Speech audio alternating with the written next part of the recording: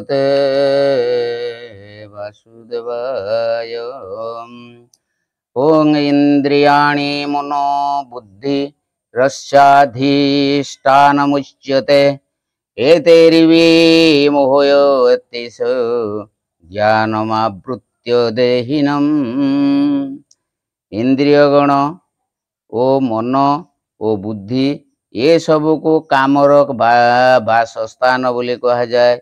यही काम एमानंक द्वारा अर्थात मन बुद्धि और इंद्रिय मानंक द्वारा ही ज्ञान को आच्छादित करी जीवात्मा को विमोहित करे।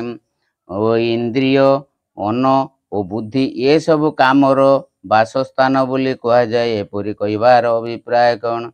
एपरी कही देखाई दिया जाइछि जे मन बुद्धि और इंद्रिय मनुष्यर बसरे न रहिथिबारु सेमानंक मनरे काम निजर आधिपत्य जमाई रखे।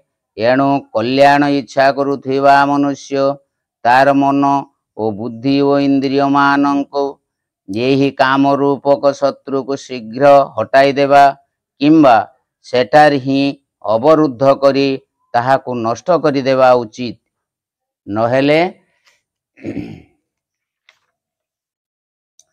नहेले घरे पशि जाइथिबा शत्रु परी यहा मनुष्य जीवन रूपी अमूल्य धन को नष्ट करिदेव।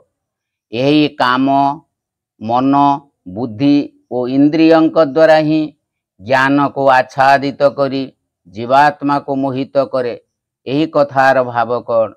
यहा द्वारा देखाई दिया जाइछि जे यही काम मनुष्यर मन और बुद्धि इंद्रिय मानंकर प्रवेश करी ताहार विवेक सगति नष्ट करी दिए एवं भोगरे सुख देखाई ताहाकु पापरे प्रवृत्त करी दिए। ता फलरे मनुष्यर अधपतन हो जाए। तेणु ये विषय रे शीघ्र ही जागरूक हो जिबा आवश्यक। यहा गोटिए काल्पनिक दृष्टांत द्वारा बुझाई दिया जाइछि। चेतन सिंह नाम रे जणे राजा तांको प्रधानमंत्री को नाम ज्ञानसागर। प्रधानमंत्री को अधीन रे जणे सहकारी मंत्री थिले तांको नाम चंचल सिंह। राजा मंत्री और सहकारी मंत्री सहित निज राजधानी मध्यपुरी रे रहुतिले। राज्य 10टी जिल्ला रे विभक्त होइथिला एवं केतेक जिल्ला रे जणे जणे जिलाधिकारी नियुक्त थिले। राजा अत्यंत विचारशील कर्मप्रवण ओ सुशील थिले। तांको राज्य रे समस्ते सुखरे थिले। राज्य दिनकु दिन उन्नत होउथला। थरे तांको राज्य को जगमोहन नामक जणे ठक सरदार आसिला। सी थिला बड़ कुचक्री ओ दगाबाज। तार हृदय कपट रूपी गरल रे पूर्ण होई रहिथिले मध्य तार कथा थिला बड़ मधुर। से जहा सहित कथावार्ता करुथुला ता मन को मोहि नेउथिला।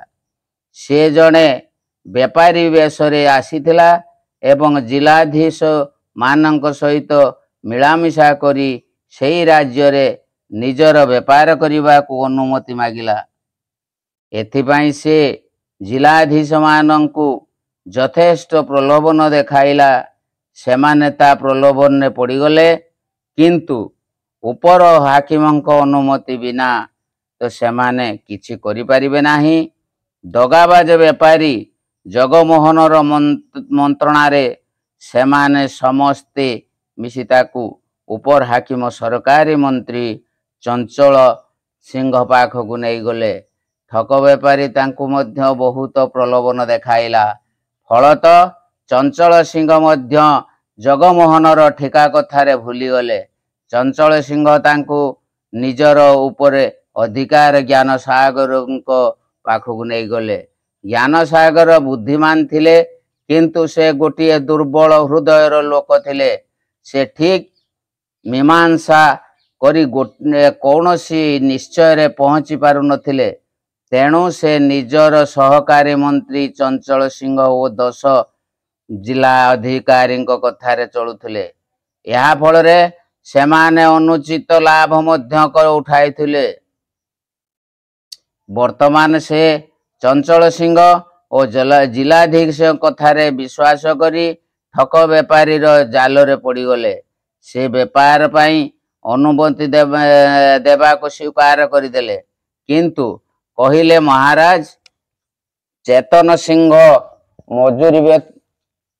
मंजूरी व्यतीत सारा राज्य रे बेपार करने को अनुमति दिया जाई परिबो नाही।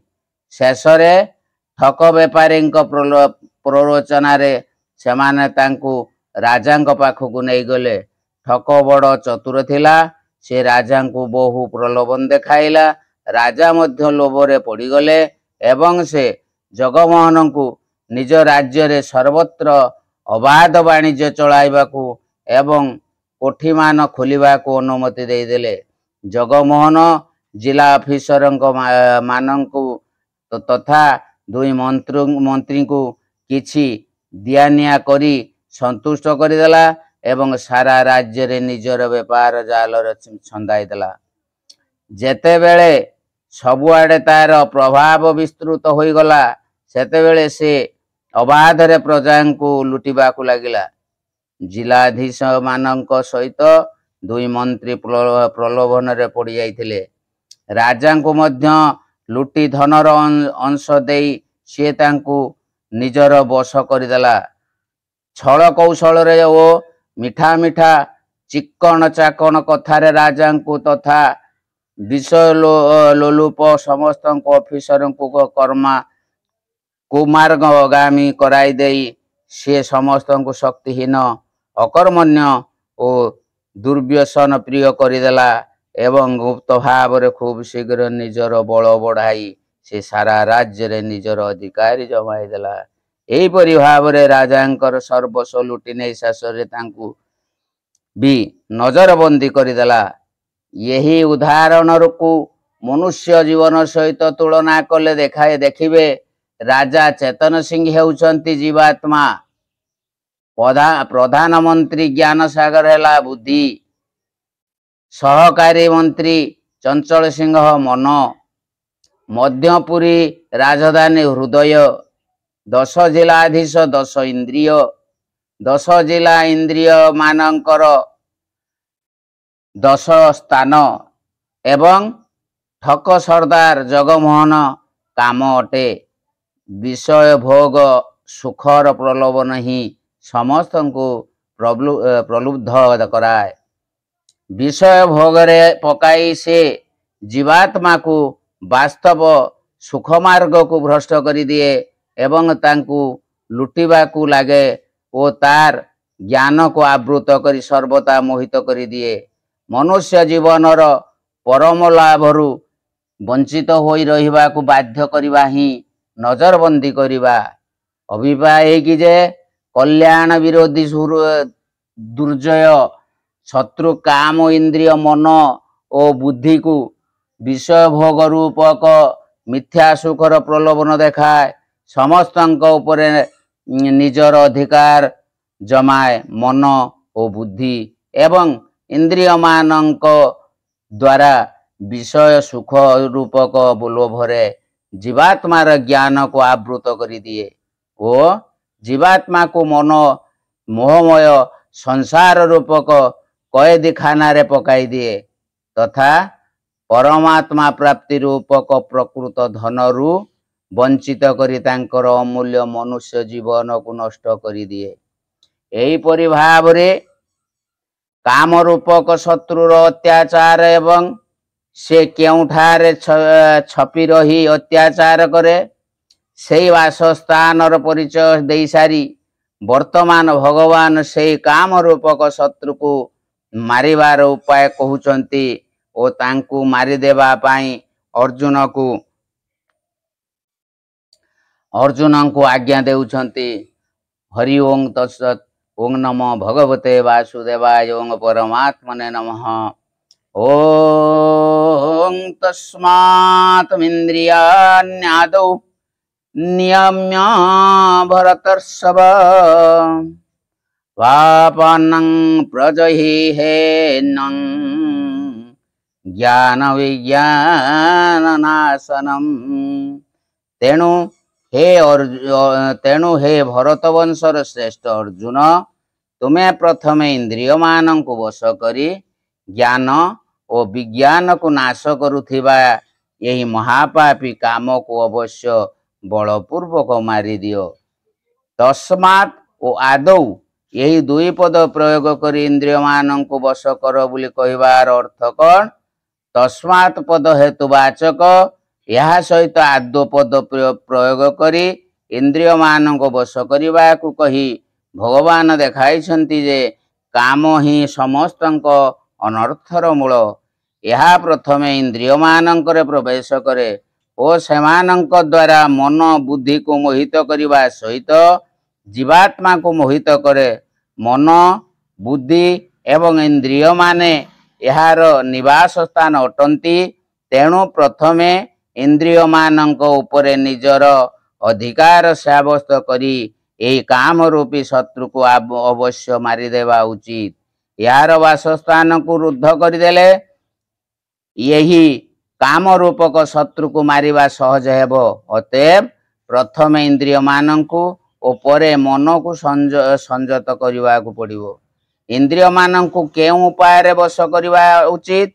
अभ्यास और वैराग्य, यही दुई उपाय इंद्रिय माने वश होई पारिबे। मन को वश करबा पई यही दुई उपाय कहा जायछि। विषय और इंद्रिय मान को संयोग रे हेउथिबा राज सुख को तथा निद्रा आलस्य और प्रमाद जनित तामस सुख को वास्तव रे क्षणिक नाशवान और दुखकर बोली बुझी यह लोक और परलोकर समस्त भोगरु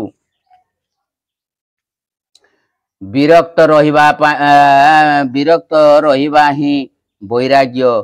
यही एवं परमात्मा नाम रूप गुण चरित्र आदि श्रवण कीर्तन मनन करिबा ओ इंद्रिय मान को निस्वार्थ भाव रे लोक सेवा कार्य रे लगाइबा साधारण शक्ति द्वारा ताहार क्रिया मान को शास्त्र अनुकूल करिबा तथा सेथिरे स्वेच्छाचारित दोष उत्पन्न हेबाकू न देवा लगी चेष्टा करिबा ही अभ्यास। यही दुईटी उपाय रे इंद्रिय मान को ओ मन को वश करा जाई पारे। ज्ञान और विज्ञान एठारे कि यही दुई शब्दर अर्थ कौन एवं काम यह को नाश करे बोली कहबार अभिप्राय कौन?